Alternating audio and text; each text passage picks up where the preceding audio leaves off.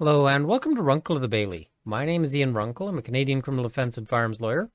Today I want to continue my discussion of Bill C-21 with a bit that's a little unusual in that it doesn't seem to fit with the rest of the bill. And that is this bit, the Immigration and Refugee Protection Act amendments. So what they're doing here is they're actually adding a new sort of concept to immigration law. And everything else in this bill is focused on firearms. You know, even the nuclear safety stuff is talking about how they can have firearms. And there's amendments to the criminal code, and all of those are in relation to firearms and so forth. This, not so much. It's not limited in any fashion, although there may be some applicability to firearms, which I'll sort of mention here. So we see that they're replacing certain things. So they say the establishment of policies respecting the enforcement of this act and inadmissibility on grounds of security, organized criminality, violating human or international rights, or transborder criminality. And you can see the underlining, which tells us that the transborder criminality is the new bit. That's what they've added. There's some amendments to the French, and I can't really speak to what those are about. I suspect that there might have been a court case that somebody lost or something along those lines that's being sort of corrected by changing the language, but I'm not certain, and so I can't, I don't want to sort of venture too much more of a guess there.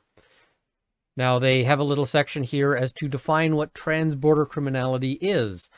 And you're going to be really unsatisfied when you hear the definition. There's a foreign national is inadmissible on grounds of transborder criminality for committing, on entering Canada, a prescribed offense under an act of parliament. What's a prescribed offense? Well, it's an offense that they tell us is prescribed later, but we don't know what those are at this stage. It's just they're going to flag certain offenses, and if you're committing those offenses when you come into Canada, then you're inadmissible. Now, I suspect that what these are going to be is primarily things of, you know, smuggling, whether that's drugs, weapons, people, counterfeit purses. I'm not sure how far they're planning on going with all of this, but it kind of seems unnecessary because if you're trying to smuggle drugs into Canada, you're already going to get flagged as at the border as just never going to be able to come here. So I guess they're sort of making that a little more clear, but this has very broad potential implications, especially for, people who are planning on coming into Canada or, maybe Americans who want to visit and who might have had an incident at the border in the past because, it might be now that you become inadmissible because of something that happened some time ago. Now, inadmissibility under those sections, they've added 2.1, but you see 2.1 is that new transborder criminality provision, may not be based on a conviction in respect of which a record suspension has been ordered, which is what used to be called a pardon, and has not been revoked or ceased to have effect under the Criminal Records Act, or in respect of which there has been a final determination of an acquittal. So if you've been acquitted, then that's fine. Also note that a conditional discharge or an absolute discharge is instead of entering a conviction, so those would also not be covered. Again, may not be based on an offense. They're adding in this transborder criminality bit. So, and the minister is taking necessary steps to inquire into a reasonable suspicion that they're inadmissible on grounds of security, violating human or international rights, serious criminality, transborder criminality, or organized criminality. I mean, wouldn't criminality be enough here? But no, we've got criminality, serious criminality, transborder criminality, or organized criminality. And I guess the next legislation will also, ban lemon lime criminality and grape criminality. We've got enough flavors of criminality here, strawberry criminality will be banned. Anyway, so I don't know that this is entirely necessary here. It seems a little bit unusual. I suspect that the sort of tenuous connection is the weapon smuggling bit, but that's not really clear here. And it seems kind of strange that they'd wedge this very broad immigration law change that may have very broad impacts into BLC 21. And I suspect that the reason for that is that if this was on its own, if this was a standalone bill, a lot of people who might otherwise support Bill C-21 might oppose this bit, because there's a lot of people who will say, hey, what are you doing with, the law here? But I suspect they're going to find less opposition to it when they tag it onto Bill C-21. So that's kind of my suspicion.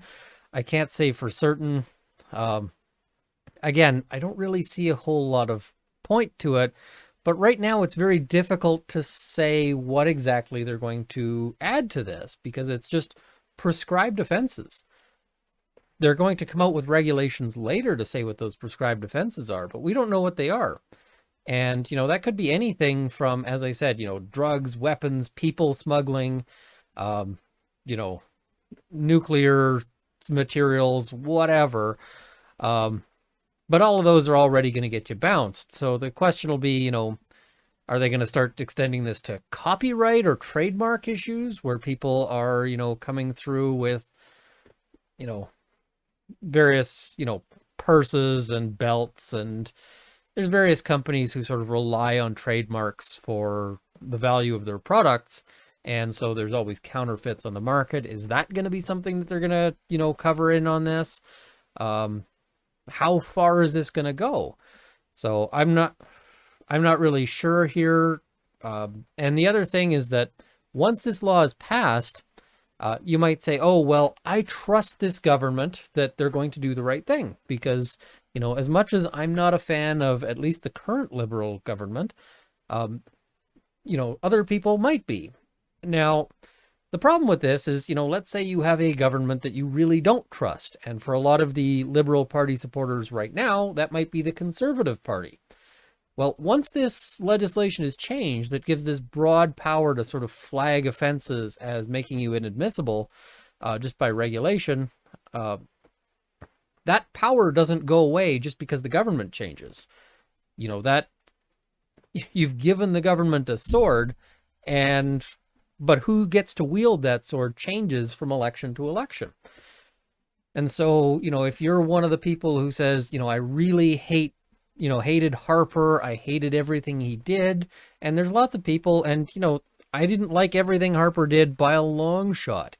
But saying, but it's, he'll have this power once, or whoever, if Mr. O'Toole takes power, then he'd have this power. Is that really what you want? Always, whenever you're evaluating a prospective law, one of the questions you should ask is, what if the party I like least takes power? And what if they decide to use this law?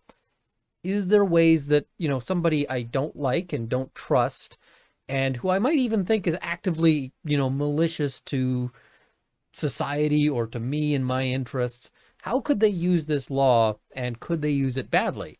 And if the answer is yes, then maybe it's time to be skeptical of that law. So anyway, I don't know that this is the biggest provision in here, but I wanted to cover it just because it's kind of weird. It's kind of an unusual insertion here. There's no direct connection. This isn't sort of a specifically anti-firearm smuggling bill, although it could potentially be tagged into that. But so anyway, tomorrow, I hope, although this is going to be a longer video, it's going to take some work to untangle, and so it might take a little bit longer than just tomorrow. But I want to dive into the real disaster on this bill, and that is the municipal handgun bans aspect, because that is one that I think is going to really tear Canadians apart. When he says he doesn't want to be divisive, it's really hard to imagine anything more divisive than setting like different criminal rules based on, where you live. That's really, inviting people to make laws against their neighbors. And their neighbors who are people who are trying to be law-abiding. So there's going to be a lot to discuss in that video, and I really want to make sure I get it right. So I can't promise it's going to be tomorrow. Anyway, thank you for watching. I want to thank all of you, first of all, but I want to encourage you to like this video. Please share it with your friends. Please subscribe to see more content. I know this one's kind of a niche one. I also want to thank my Patreon supporters at the $50 level: D. Moe, Sir Daniel Wicks of Alberta, Canada's National Farms Association, North Central Process Service, and Kyle Martin. At the $20 level, Cameron Johnson, Dale Nesbitt, Andrew Elsich, and Sights and Arms Limited, as well as a number of you at the $10 level who will be in the crawl immediately following. Thank you for watching. I hope this has armed you with knowledge, and soon I'll be done with Bill C-21 and can move on to some other topics, because there's a whole lot of stuff going on in the world and I want to talk about it, but I kind of wanted to get this wrapped and done before moving on. So thank you once again, and see you next time.